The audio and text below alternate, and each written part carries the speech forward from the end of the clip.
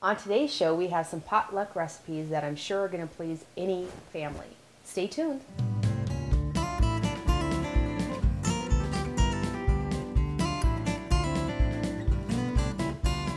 Hi, I'm Rhonda Fitterer. And I'm Laverne. And welcome to today's Cooking Crave. Today we got some potluck recipes. We got some barbecued beef and company hash browns. Let's get started. Yes. Nice warm recipes here that, they're easy for, any time of the year and that. So I want to start with the company hash browns. And the company hash browns, they take, they say about an hour and a half to hour and 45 minutes to bake. But we're going to speed up the baking time. We're going to actually put the soups and sour cream and all that in the microwave, and we're going to heat that up so when you put it in the oven, it's not going to take us long. Okay. So you can always hurry that up. It asks for a can of cream of mushroom soup. Okay. And it asks for like a can of cream of potato soup. But, the soup that I really like to use and we're going to use is a can of cheddar cheese soup versus the cream of potato soup. I like, that cheesy flavor in there, so we're going to do that. And it's, you can use any cream soup that you have in your kitchen. Even cream of celery works, like your cream, we're starting out with the cream of mushroom and all that. So it's just basically kind of what you may have in your cupboards. Okay. But like I said, I like that cheese and that it just gives it an extra nice little flavors. So we started out with that, and then it asks for a small carton of sour cream. And this is something that I have had at some potlucks where I've seen it being made in a crock pot. You just, if you have the time, put it in a crock pot in the morning and just let it, sit all, for a good couple hours, and it works. Okay. Tastes just the same. I guess I've not ever tried that in a crock pot, but there's no reason why you couldn't. And then it asks for, I cut up green pepper here, and that's about a good half cup of green pepper and a medium onion. So I just chopped that up.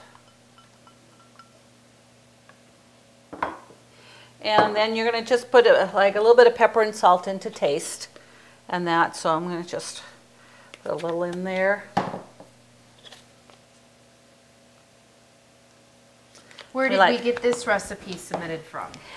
I've had that one for quite some time, and I looked at the recipe because it wasn't my handwriting, and I think it's my sister-in-law Linda Bakken's recipe. Oh, okay. So that's what I could determine because I've had it for a long time. So we're just going to blend that together. And then we'll put that, like I said, heat that up in the microwave. So it's going to go a lot faster in the oven. And and it's good just to mix them together, even like this, before you put it over your hash browns. This way you get everything mixed nicely, everything together. You don't have, too much onion in one spot or green pepper or whatever. Sure. So I'm just going to go put that over in my microwave here. And I'm going to put that on for a few minutes, and we can check that when that goes off. And now while that is heating up in the microwave, we're going to put our barbecue roast together. Okay. Yeah, so I've got a roast here. This is about a 2-pound roast. You can use between 2 and 3 pounds of, you want like a rump roast or a lean roast. I wouldn't do a chuck roast or like that. That's kind of fatty. And okay. Because then, you're going to be pulling that apart and putting it over on a bun and stuff. So we're going to start with half a cup of onion. I chop that onion. And a cup of water. And I've got a 1/3 cup of brown sugar. And a cup of ketchup.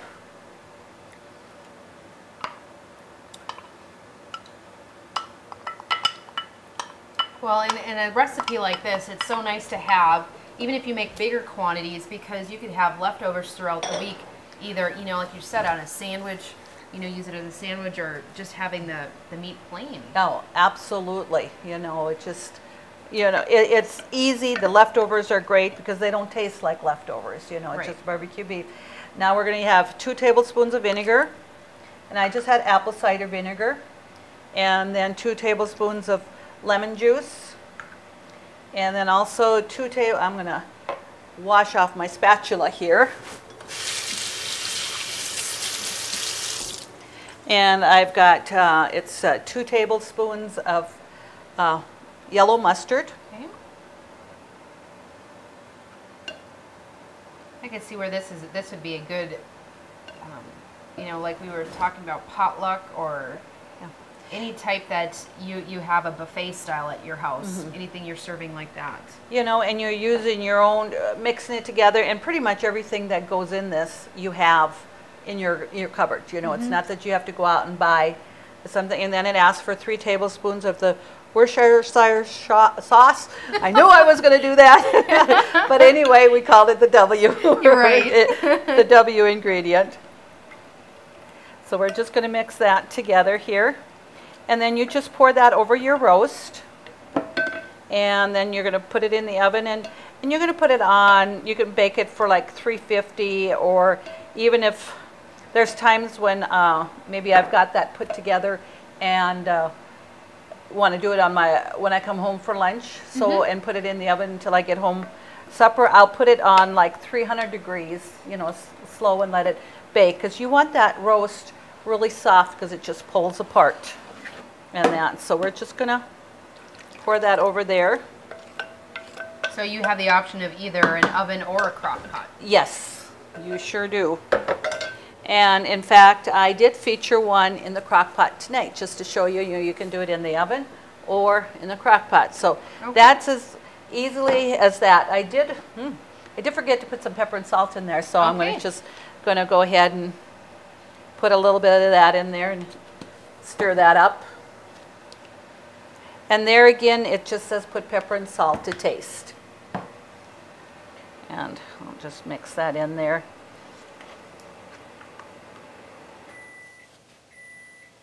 Well, it sounds like our soup is done already here. So we're going to take this and we're going to just pop that in the oven right now. Okay. And let's check to see how hot our soup is here together.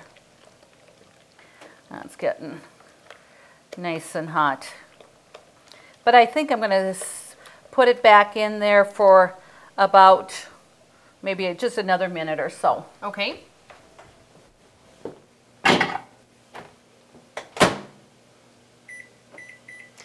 And what I did with the hash browns, I actually took them out a little bit earlier so they would unthaw. And you don't have to, unthaw them. You just want, like I said, I just wanted to speed up the process so they're not frozen, they're not quite as cold. So it'll speed up the baking time here so that we can show our finished product. Well, definitely. Well, and it's something, I mean, if you have the time, or if you even have the time for a crock pot, company hash browns can be made a lot of different ways. Yes, absolutely. And, and I've seen a lot of different recipes out there. So it's versatile. You don't have to stick to a recipe. It's not like a cake that you have to have exact amounts to make it turn out. This, you just kind of put in what you want.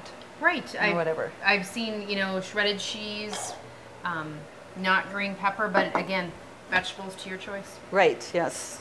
Okay, let's just go back over here. It's just about done here. So let's mix that up. And then I'm going to just add my bag of shredded hash browns in here and mix that up. And I'm using a pretty big bag here. It says it's 30 ounces. So you want a pretty good sized bag of hash browns. And let's just stir that in there. Yeah, definitely a lot easier to stir it in the bowl than in the pan. Yes. Now this one doesn't say to add shredded cheese on top of it, but when it's done, You know, I like to put a little bit of shredded cheese on there, cheddar cheese, and just gives a, you know, if you don't like cheese that well, but I mean, that always makes a good dish is cheese. Sure. I mean, and one other option is if you want to have a little crunch, you can just with that cheese put a little cornflakes on the top so you have a little bit of a crunch too. Yes, you sure can. And then it asks, you know, you can sprinkle a little paprika on top just for a little bit of color, and that, or even add in some parsley, you know, just dried parsley, just to add for the color. But yet, you know, I have you have your green pepper in here and stuff, so you're going to have some color to it. And then when you if you're going to put cheese on it, you're not going to see the paprika anyway. Right. So it's whatever, you know, you want to do. If you plan on putting cheese on top of it, I would just not add the paprika to it. Okay. So now we're going to be able to put that in the oven. But I'm going to put some aluminum foil on top to start with. You know.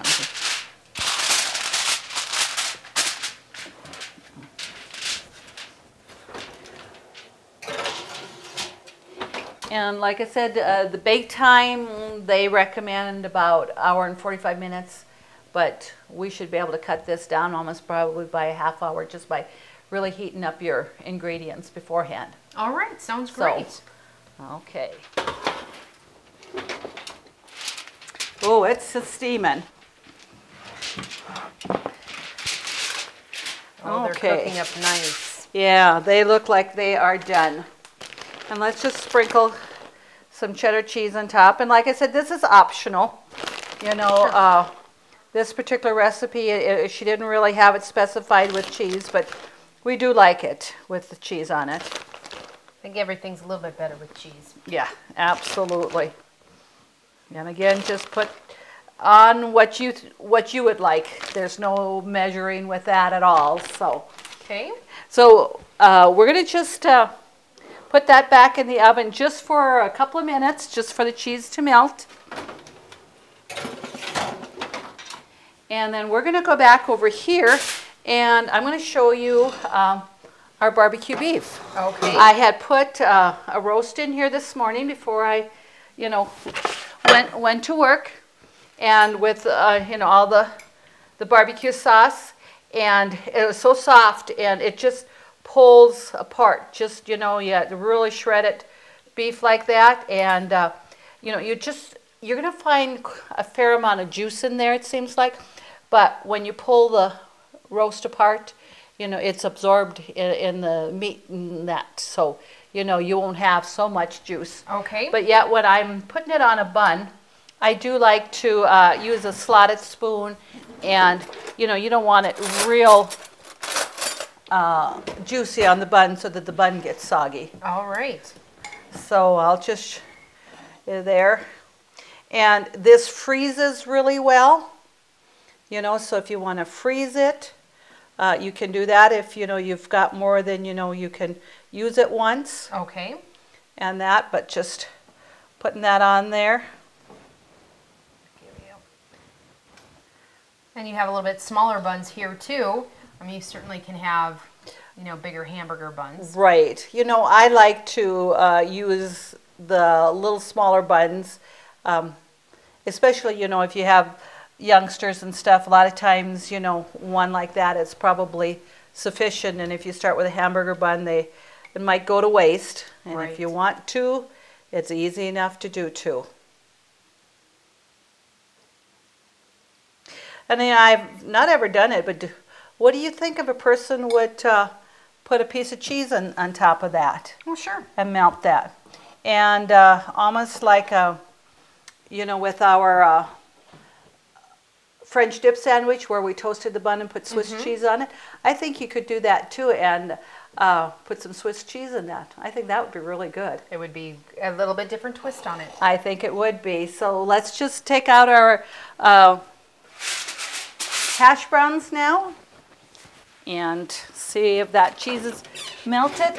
Oh, and it is. It didn't take long for that. And let's just feature some on there. Oh yeah, You know. it smells great. Oh, it's going to be really good. And you know what I would just add a finishing touch of that would do, let's put some carrots on there. Sure. And a couple of pickles. And then I think you've got a meal to go.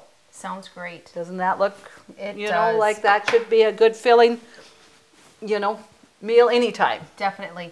And I don't know if we mentioned, but when we were baking these potatoes, I believe the temperature was 375. Is that what we did these at? I had it at 350, and that it says at 300, and I find like I do like to put it up to 350. Okay. So 350 from this was in there about an hour. Okay. For us, and because like so we heated up all the liquids and stuff, it went that much faster. Okay. And that, so you can see it just toasted it, baked it nicely, and ready to go. Sounds So great. here we are. All right, to get these recipes, just go to Consolidated's website, www.ctctel.com. Please submit your recipe for us to cook for you. We'd like to thank the workshop as our sponsor. And again, thank you so much for joining us today.